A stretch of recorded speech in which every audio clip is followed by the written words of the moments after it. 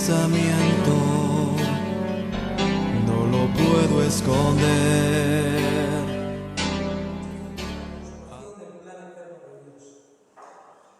Y para ello, queridos hermanos, es un libro que se llama el Apocalipsis, y este libro es el último y consumador libro de las Sagradas Escrituras. Y su mensaje, queridos hermanos, es un mensaje crucial. Sus mensajes o sus contenidos son cruciales para entender cómo Dios ha establecido su soberanía en medio de los hombres. Dice el primer versículo del libro de Apocalipsis: esta es la revelación de Jesucristo, que Dios le dio para mostrar a sus siervos lo que sin demora tiene que suceder. Nueva versión internacional. Ahora bien, iglesia, la palabra revelación, quiero hacer un mini estudio, la palabra revelación es una traducción del sustantivo griego apocalipsis, que significa aquello que es descubierto. La forma verbal es apocalipto, que quiere decir quitar el velo. También se llama en el Nuevo Testamento griego, estas palabras se emplean en diferentes pasajes de las Escrituras para expresar dos grandes ideas.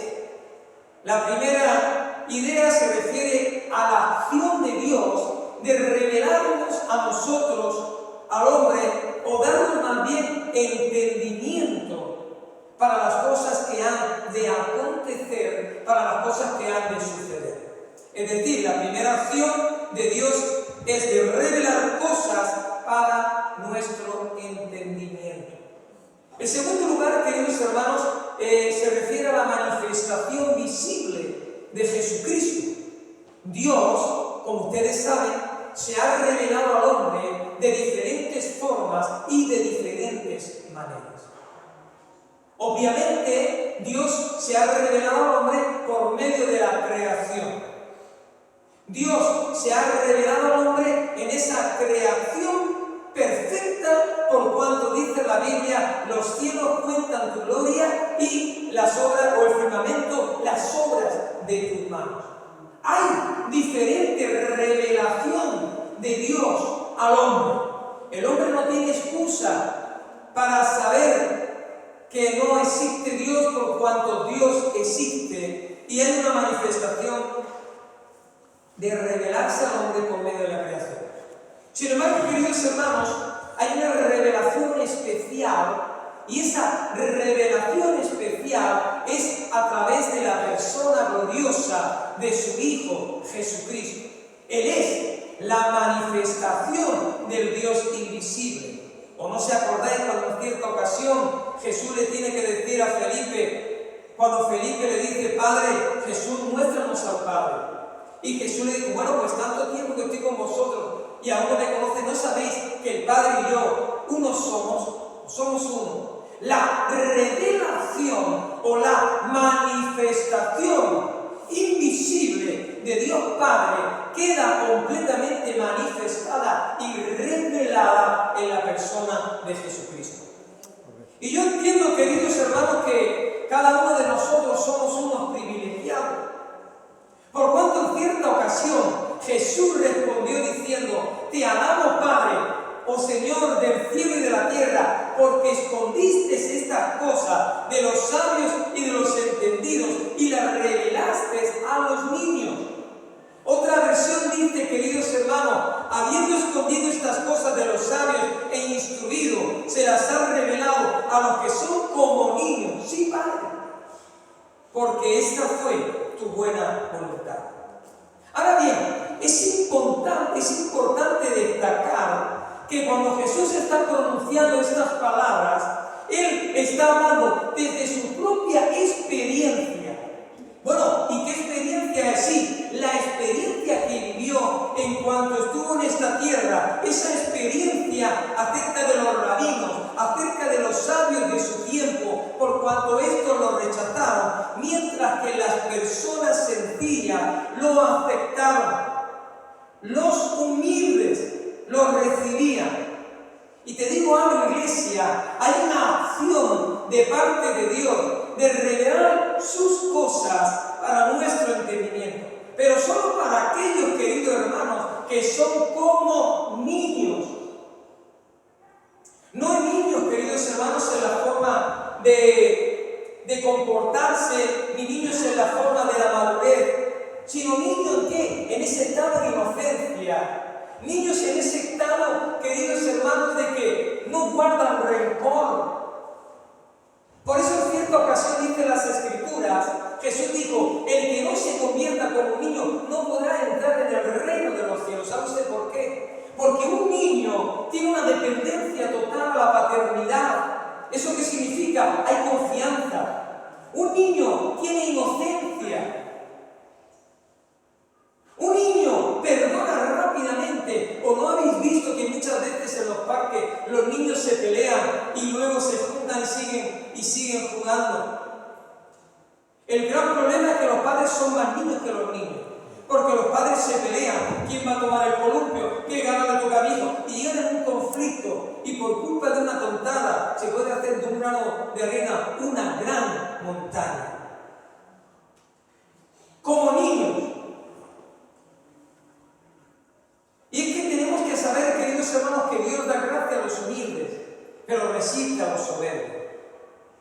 Y déjame decirte ahora esta tarde, no es la inteligencia de una persona lo que va a determinar o cerrar la puerta para poder recibir de parte de Dios, no. Usted puede ser muy inteligente. La inteligencia no va a determinar si Dios se va a manifestar en tu vida y si te va a dar más y más de Dios. No.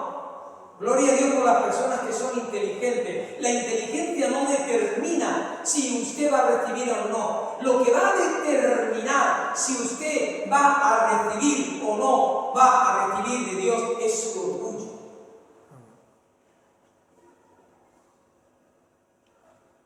Mire, no es la necedad, iglesia, lo que admite, sino la humildad. Y es que uno puede ser, queridos hermanos, tan sabio como Salomón. Pero si usted es sabio como Salomón, o yo aquí no metemos todos en el barco, que por supuesto yo no soy sabio.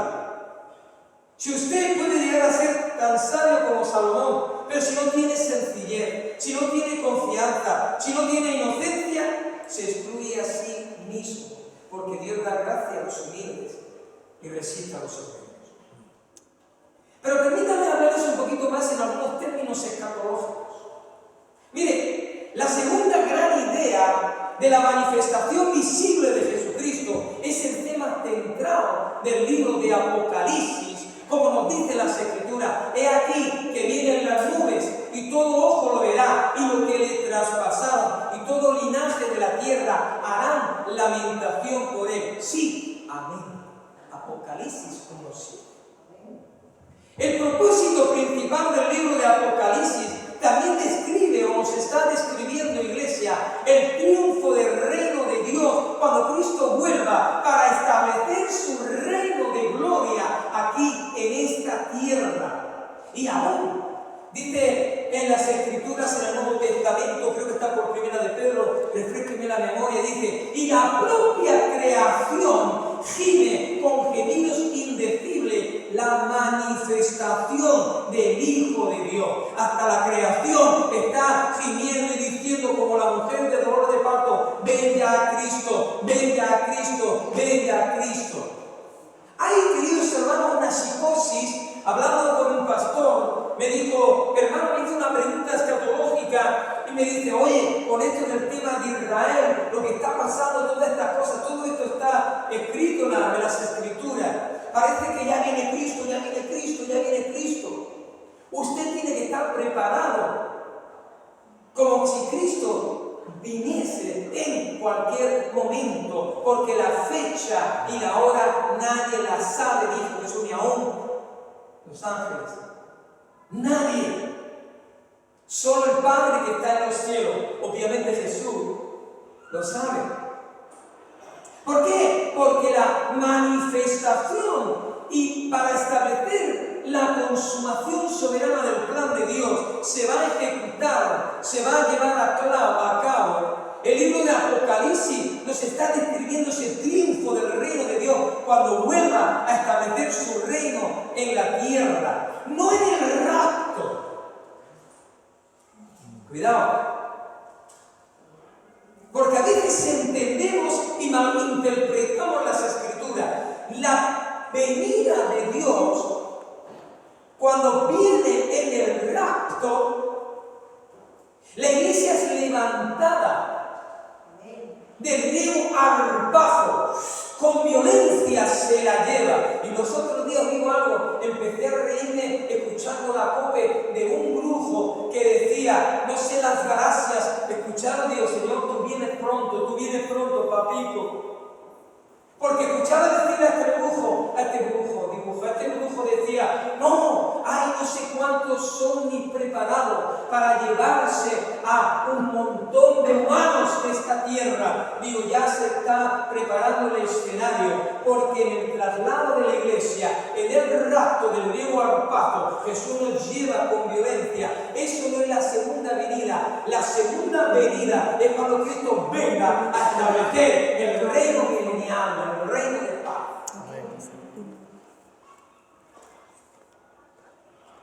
Y lo fundamental de todo esto, el último banco de la red de allá, es que Jesús os ama.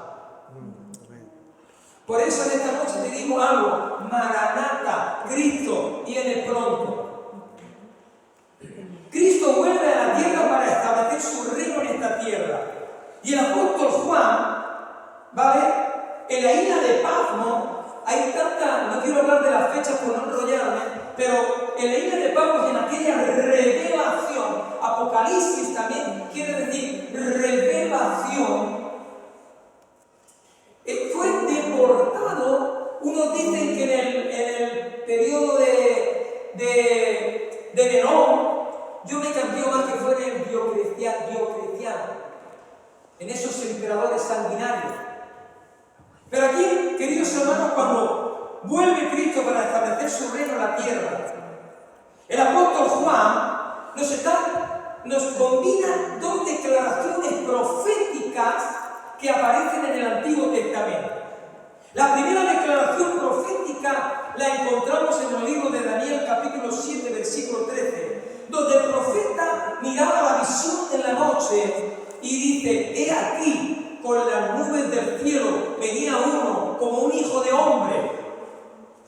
Ahora bien, la segunda declaración profética aparece en Zacarías capítulo 12, verso 10, donde el profeta contempla una visión de la intervención futura de Dios en la nación de Israel, diciéndonos bajo la inspiración divina, y derramaré sobre la casa de David y sobre los moradores de Jerusalén espíritu de gracia y de oración, y mirarán a mí, a quien traspasaron, y llorarán como se llora por el hijo unigénito, afligiéndose por él como quien se aflige por el primogénito.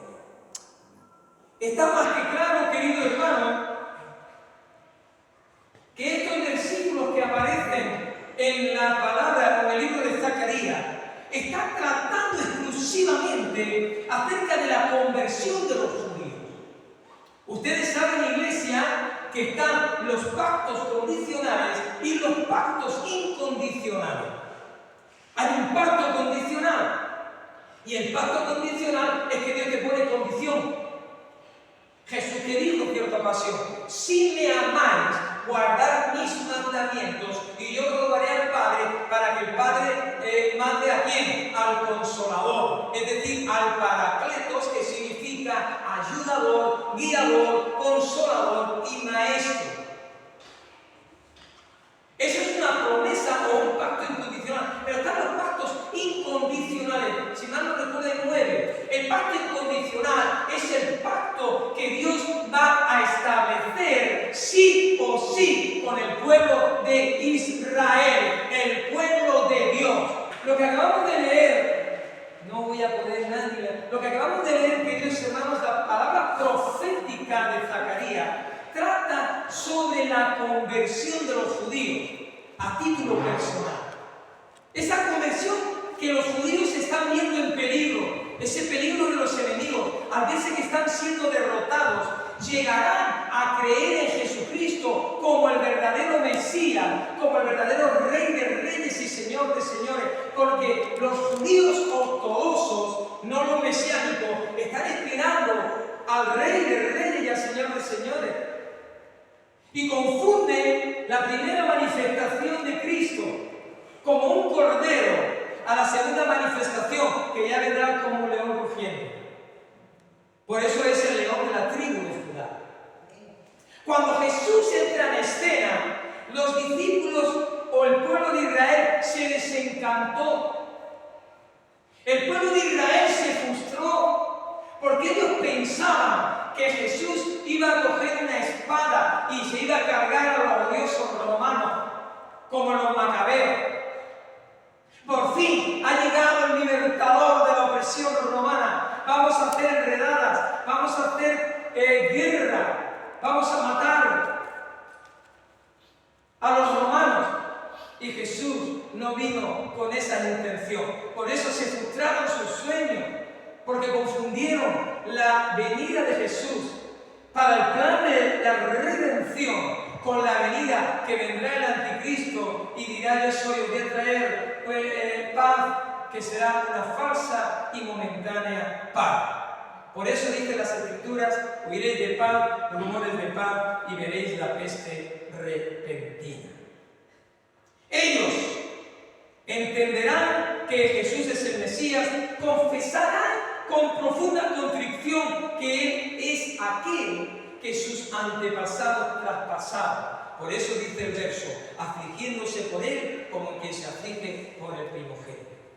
Y en medio del peligro de aquella batalla, el pueblo clamará a Dios pidiendo ayuda, y el Eterno, como bien hemos leído, derramará de su espíritu, dará gracia y responderá a las oraciones de su pueblo.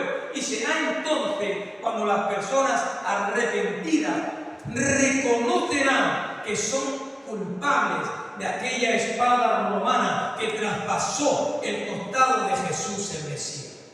Como nos dicen las Escrituras: porque perros me han rodeado, me han cercado cuadrilla de malignos, horadaron mis manos y mis pies. Contar puedo todos mis huesos, entre tanto ellos me dirán y me observarán. Repartieron entre sí mis vestidos y sobre mi ropa echaron suerte. Observamos, queridos hermanos, en los Salmos, que a la luz de las Escrituras, estos versos nos están haciendo una referencia profética de la crucifixión de Cristo. No obstante, Iglesia, permítanme destacar que el libro de Apocalipsis no es simplemente la revelación, sino más bien la revelación de Jesucristo. Esto quiere decir, queridos hermanos, que el libro de Apocalipsis identifica el sujeto.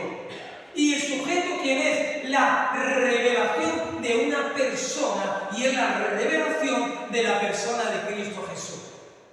Por eso, Iglesia, el libro de Apocalipsis o revelación nos está describiendo con todo lujo de detalle aquello que es descubierto al quitar el velo.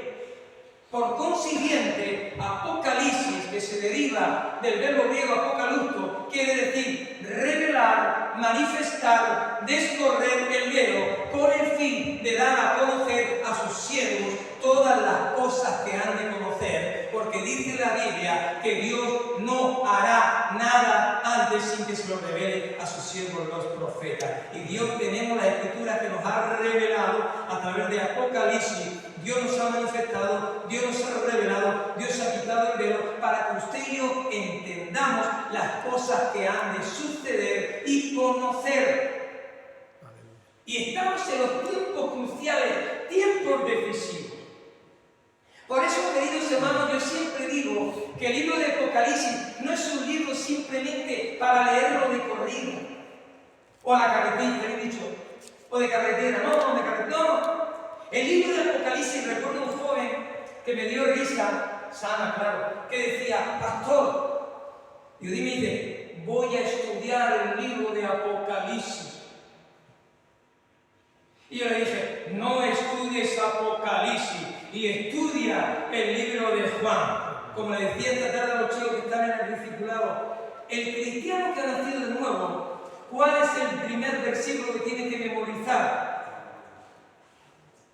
Juan 16, versículo 6.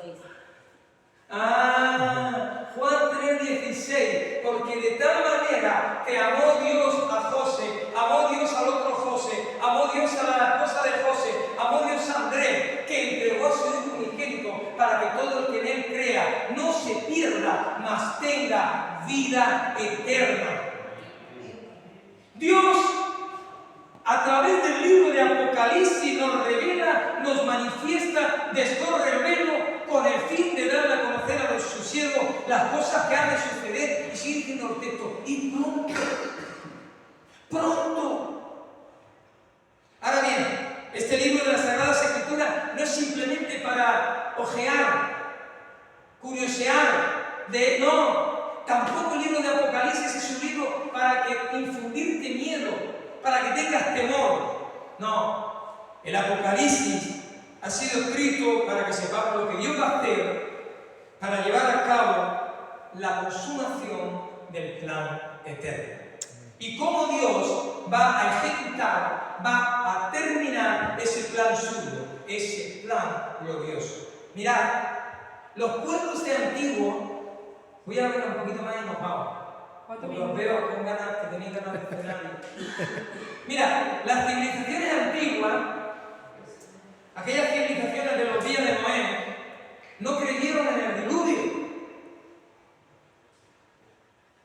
100 años, el pregonero de la justicia, Noé, les estaba advirtiendo acerca de un juicio y no creyeron en el juicio, sino más bien se reían de él e inclusive lo tomaban por loco. Y yo lo entiendo, yo también hubiera pensado que está loco, porque dice que iba a venir un diluvio y las civilizaciones antiguas no entendían ni sabían lo que era el agua. La Biblia dice que en el Génesis, que significa principio u origen, que la propia tierra se regaba del vapor que subía o de la humedad. No sabían lo que era el agua, los ríos, el agua potable, el agua potable, no sabían, no se conocía. Claro, que decían, este viejo está taruga, pero ¿cómo va a venir un diluvio si no conocemos el agua? Aquellos pueblos antiguos, remotos, aquella civilización antigua no entendían, es más, negaban, no creían en el juicio, hasta que vino. Y hasta es una palabra adverbial. Hasta que vino ¿qué? El diluvio. Por eso será como los días de Noé. Jesús viene. Y habrá una serie de secuencias que otro día hablaremos cuando empieza el derramamiento de las copas de la ira de Dios.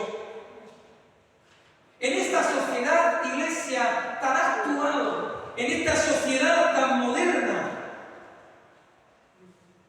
miran hacia atrás y no creen en el diluvio. Pero tampoco creen que Jesucristo va a venir a establecer su reino. Estamos en la misma sintonía.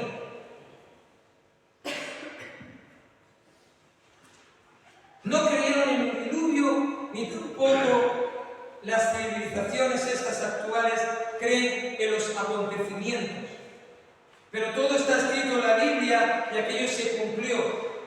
Dios nos revela, aguántate unos pequeños más que nos vamos. Dios nos revela en su palabra lo que va a hacer y cómo lo va a hacer. Dios nos revela en su palabra lo que va a hacer y cómo lo va a hacer. ¿En qué? Entramos un poquito más en profundidad. En la última semana septiembre. En la última de las 70 semanas de Daniel, capítulo 9, verso 27, dice las Escrituras: y por otra semana confirmará el pacto con muchos. A la mitad de la semana hará cesar el sacrificio y la ofrenda. Después con la muchedumbre de las abominaciones vendrá el desolador, el anticristo, hasta que venga la consumación y lo que está determinado se derrame el desolador. Es importante destacar y muy a tener en cuenta, iglesia, que para entender el libro de Apocalipsis hay que estudiar también el libro de Daniel. Y usted dirá, bueno, ¿por qué? Se puede preguntar, bueno, ¿por qué tengo que estudiar el libro de Daniel y Apocalipsis? Porque Daniel nos habla y nos anticipa el desarrollo histórico y humano, es decir, la vida del hombre. Por consiguiente, Daniel y Apocalipsis son dos libros que están hermanados. En el libro de Daniel, Dios nos dice anticipadamente lo que va a ocurrir en el Apocalipsis. Daniel 9, 24 y 29. Estas son las 70 semanas relacionadas exclusivamente con la nación de Daniel, es decir, la ciudad de Daniel. Ahora bien, de esas 70 semanas que son de años, esas 70 semanas, 69 ya se han cumplido. Y se han cumplido al pie de la letra, es decir, literalmente. Todas las palabras proféticas de la Biblia, como bien dije, se han cumplido, y se han cumplido literalmente, no metafóricamente, no supuestamente, ni tampoco espiritualizadamente, no. Las profecías se han cumplido tal cual están escritas literalmente y al pie de la letra. Escuchen, voy a ponernos unos ejemplos y nos vamos. Mire, cuando el Eterno le habló al padre de la fe, ¿cómo se llama el padre de la fe? Alguien dijo Ana, ¿cómo se llama? Abraham. Bueno, el Eterno le dijo a Abraham, mira, Abraham, tu nación será una nación extranjera, en una tierra extranjera por 400 años. Y que cuando se cumplieron esos 400 años, al cumplirse esos 400 años, Dios los iba a sacar de ahí, de Egipto. Bien. De la descendencia de Abraham. Estos fueron a Egipto. Y estuvieron allí 400 años en esclavitud, en dura servidumbre. Y escuche que Dios no se equivoca. A los 400 años, de acuerdo a lo profetizado y dicho al siervo Abraham, al padre de la fe, Dios sacó al pueblo de Israel, ¿de dónde? De Egipto.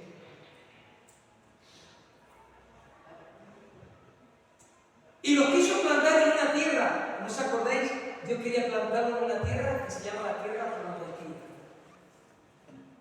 Y lo hizo así, como Dios se lo había dicho. Esta palabra profética se cumplió tal cual, literalmente. Sin embargo, hay otra palabra profética, son ejemplos. Dios le dice a su pueblo, si me desobedecéis, os voy a sacar de la tierra prometida y os voy a mandar a Babilonia y vais a estar allí 70 años. Y fue así, se cumplió. ¿Sabe usted por qué? Porque Dios no es hombre que mienta ni hijo de hombre que se arrepienta. Y cuando se cumplieron esos años, Dios los sacó de aquel lugar de Babilonia. Sin embargo, fue a través del profeta mesiánico llamado Isaías cuando dijo que iba a enviar al Mesías nacido de una virgen. Eso fue en el año 740 a.C. Y se cumplió.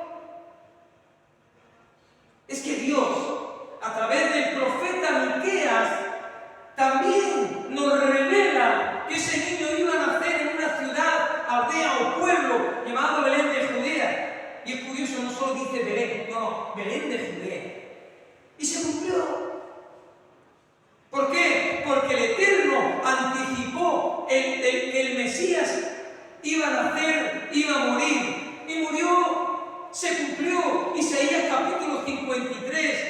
Y nuevamente se cumple su muerte en la cruz, expresando el Mesías el sufrimiento y su dolor, diciendo, Eli, Eli, Eli, lama sabachthani, que es, Dios mío, ¿por qué me has desamparado? Lo que quiero transmitirle con todos estos ejemplos bíblicos, queridos hermanos, y Jesús resucitó al tercer día, conforme estaba escrito. Lo que pretendo deciros en esta noche con todo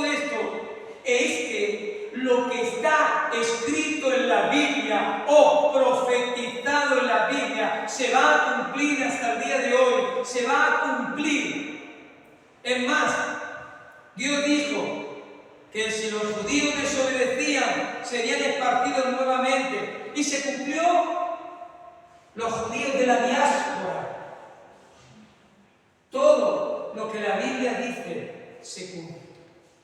Por eso, con esto concluyo, no voy a hablar cuando comienza las 60 semanas de Daniel, dónde terminó la semana 69, pero sí quiero decirte algo. El ser cristiano no es una religión. El ser cristiano significa tener una relación. Por eso escucha bien atento. Jesús te dice en esta noche: al que a mí viene, yo no lo echo fuera. Y hay una palabra que te quiero dejar que Dios pueda plasmar en tu corazón. La palabra es: venid a mí, todos los que estéis cargados y todos los que estéis cansados, porque yo os haré descansar. Porque ligera es su carga y poco pesado es su yugo. Hay una cosa, queridos hermanos, que me crea dependencia, y son los dulces, y lo estoy superando. Nada puede crearnos dependencia. La única dependencia que tengo que tener es a Jesús. Ni a tu novio, ni a tu esposa. Porque el que ama a padre o a madre más que a mí no es digno de mí. Porque cuando usted ama a Jesús, cuando el amor de Dios está impregnado en su corazón, eso le va a dar fuerza a que usted ame a su esposa más, a que usted respete a su esposa, a que usted ame a sus hijos, a que usted ame hasta la suegra, porque eso solo lo hace Dios. Al que a mí viene, yo no lo echo fuera. En el libro de Apocalipsis se retira la cortina. Dios se manifiesta, Dios se revela, y ese sujeto es la persona gloriosa de Cristo Jesús.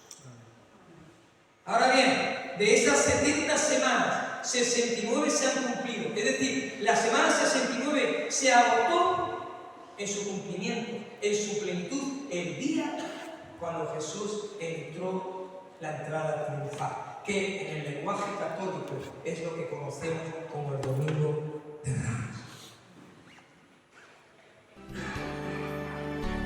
Conozco que todo lo puedes, que mi pensamiento no lo puedo esconder. Hablaba lo que no entendía y de oídas te había oído. Conozco que todo lo puedes, que mi pensamiento no lo puedo esconder. Hablaba lo que no entendía. Hablaba lo que no entendía y de oídas te había oído, mas ahora mis ojos te ven. Yo te preguntaré y tú me enseñarás.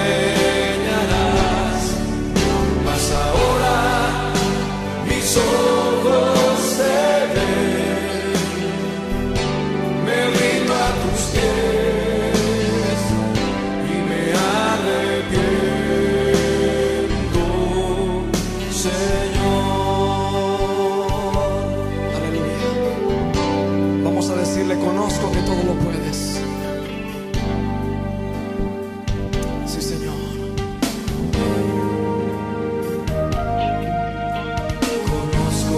Todo lo puedes, que mi pensamiento